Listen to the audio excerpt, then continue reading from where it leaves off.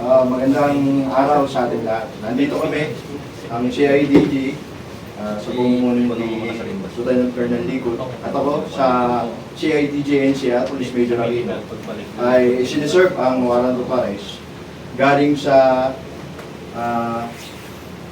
Regional Trial Court ng Santa Cruz, Laguna. Ngayon, lahat kayo na-arresto namin sa salang kidnapping and serious illegal detention. Kayo ay aming ina-aresto sa salang kidnapping and serious illegal detention under criminal case number SC 34268, 342682, and kidnapping with homicide under criminal case number SC 34264, 34267 na ipinalabas ng Regional Trial Court Branch 26, Santa Cruz noong January 13, 2026.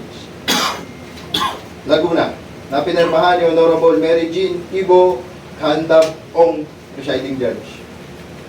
Lahat kayo nang nabanggit ay may karapatang manahimik.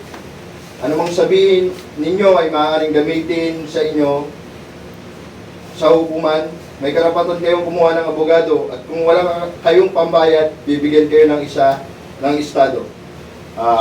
Lahat po kayo, nauunahan niyo ba ang mga karapatang na pinalawanag sa inyo? Yes, sir. Kung gayon po, sir, magpupursyon na ba?